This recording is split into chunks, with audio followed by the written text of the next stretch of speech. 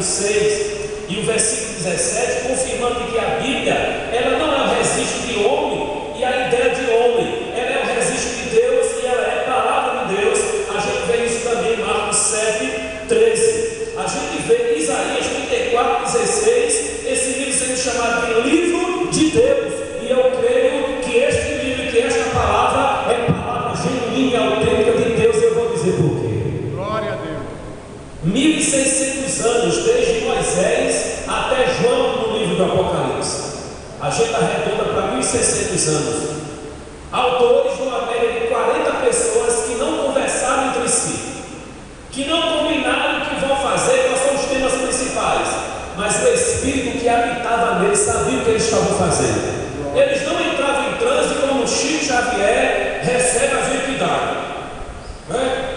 E fica escrevendo lá, diz que o nome disso é psicografia, não é? Camarada, depois quando a coisa vai, foi?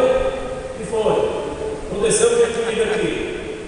Eles não entravam em transe, eles estavam conscientes do que estavam escrevendo, eles estavam conscientes do que ouviram Deus falar, eles estavam conscientes do que sonharam em visão, eles estavam conscientes do que estavam vendo Deus fazer na história, e eles registravam, confiando em que Deus os conduzia no espírito de algo sagrado e poderoso. Glória a Deus. E eu preciso lhes dizer uma coisa: quando Malaquias cessa de pregar, quando Ageu e Zacarias cessam de pregar, os últimos profetas do Antigo Testamento cessam de pregar, um silêncio de 400 anos acontece na terra de Israel, muita coisa sangrenta. Eu estou falando para vocês de um terreno antes de Jesus chegar no ventre de Maria, e esse período foi o período que é chamado de período dos Macabeus, o período negro, o período do silêncio, o período da profanação do templo criado e construído por Zorobabel, porque ali Salomão não existia mais. E foi nessa época que muitos livros apocalípticos e muitos livros apócrifos foram escritos, entre eles aqueles que a Igreja Católica adotou. Um período em que profeta nenhum foi usado por Deus, livros foram escritos, e aí tanto a Igreja Ortodoxa lá na Grécia, como a Igreja Católica Apostólica Romana, que nós conhecemos, adotaram livros que não são inspirados por Deus, que nenhum profeta ortogou e autorizou.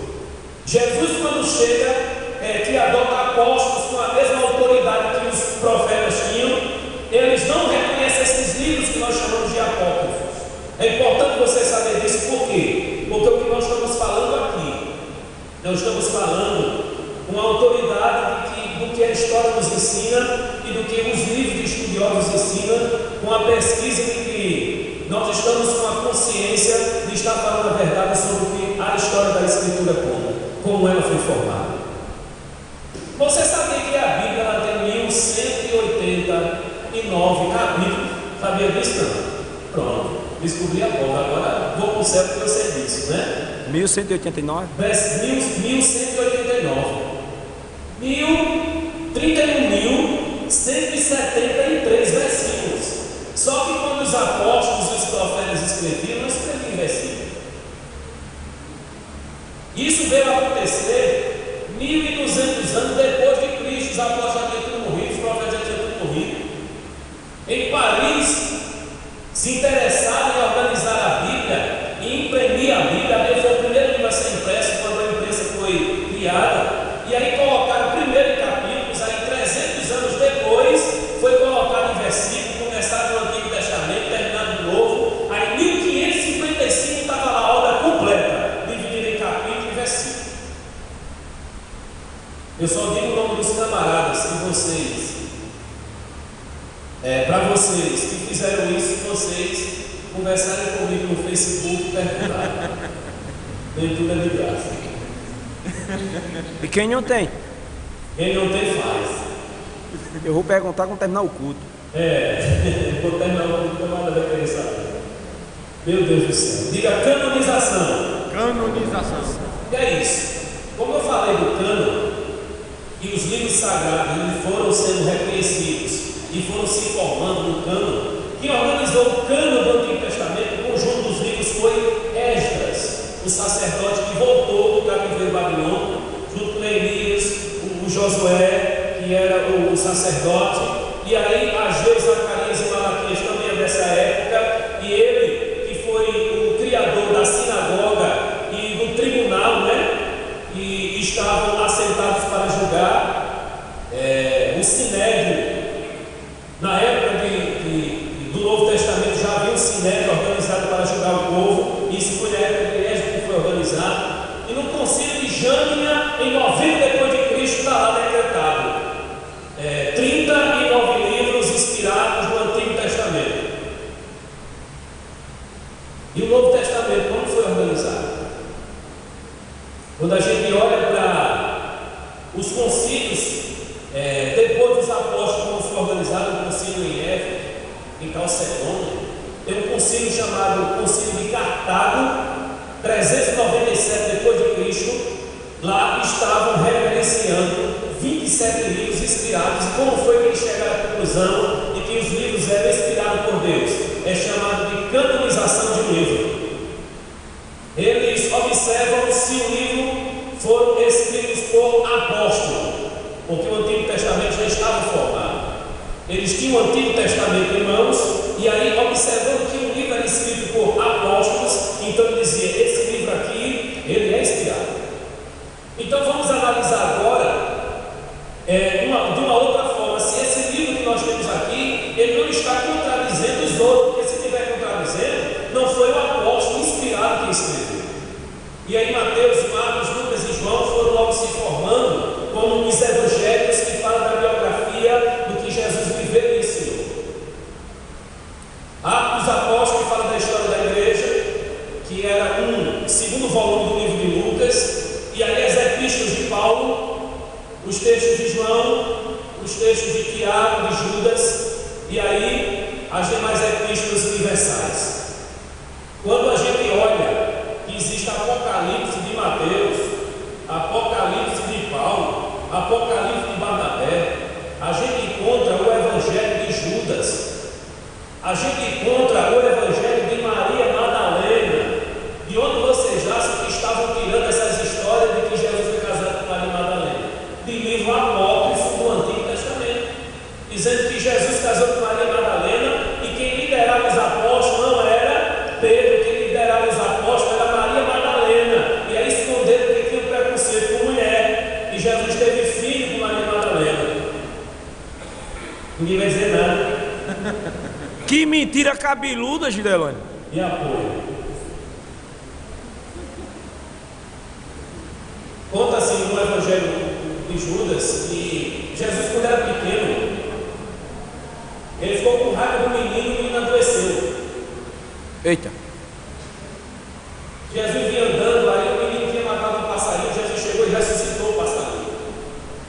Umas histórias assim, de que Jesus brincava de ser Deus logo pequenininho, assim, já usava os poderzinhos dele, fazia os milagrezinhos dele assim, sem muita ligação com o ministério depois do batismo, né? Ele já fazia já o trabalho dele. Quando a gente vai ler os evangelhos como realmente eles estão hoje, a gente não tem noção de como foi difícil identificar o que era e o que não era a Bíblia, a palavra de Deus. Alguns livros foram questionados, como por exemplo Hebreus, que ninguém sabia quem escreveu. O livro de Apocalipse tinha tanta coisa mística que ele também foi questionado se ele era inspirado por Deus.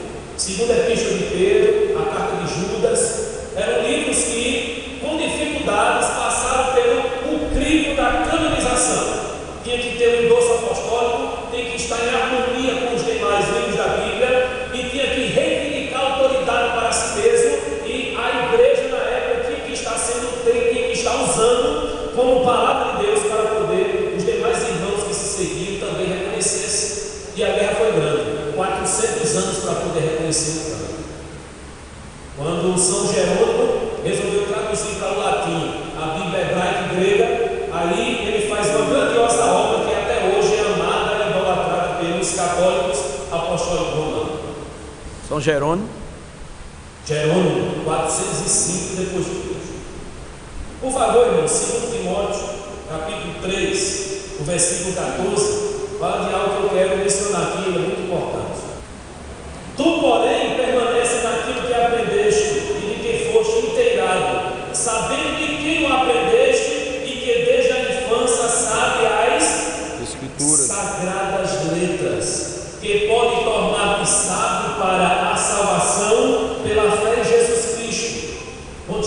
16: toda a escritura é inspirada por Deus e útil para o ensino, para a repreensão, para a correção, para a educação da justiça, a fim de que o homem de Deus seja perfeito e perfeitamente habilitado para toda boa obra.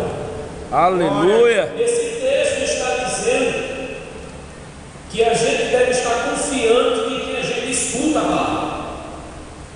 Esse menino, logo pequeno, recebeu a orientação da sua mãe e da sua avó, que lhe orientavam na fé. Desde criança sabe as sagradas letras. Olha que privilégio, você desde criança na igreja, aprendendo a palavra de Deus. Quem aqui tem o privilégio de desde criança já ter começado na igreja, aprendendo a palavra de Deus desde criança? Quem tem esse privilégio? Tem um amigo, outro ali, tem mais ali, ó, outro ali. Minha mãe também. Ali, ó, muito bem, graças a Deus. Você também, meu filho? Eu não, eu ia para um terreiro de macumba. Entendeu? Eu aprendi as satânicas letras. Satânicas. Para depois aprender as sagradas letras. Glória a Deus pela vida do pastor Balbino, foi quem me ensinou algumas coisas da Escritura Sagrada e algumas coisas que eu também aprendi aqui com o pastor aqui e também no seminário até hoje, meditando e aprendendo, porque já que estamos ensinando, eu aprendi que quem não se aceita para aprender também não se levanta para ensinar. A gente tem que estar aprendendo sempre. Aqui eu aprendi que esta palavra é poderosa para nos dar uma sabedoria para a salvação, porque tem gente que recebe conhecimento e sabedoria para a profissão e às vezes para a condenação, mas nós estamos aprendendo uma palavra que é poderosa para nos salvar pela fé em Jesus Cristo. E aí ele diz que esta escritura, essa sagrada letra, ela foi soprada por Deus. A palavra que aparece aqui é theopneustos, no grego, soprado por Deus. É a única vez que essa palavra no grego aparece no Novo Testamento. E aí a gente observa que esse texto ele foi soprado por Deus.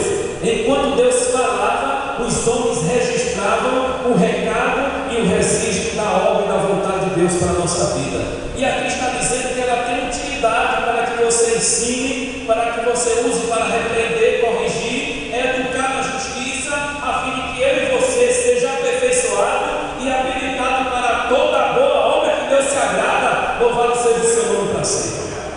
Este livro ele é importante para a nossa vida. Eu estou falando que ele é inspirado por Deus.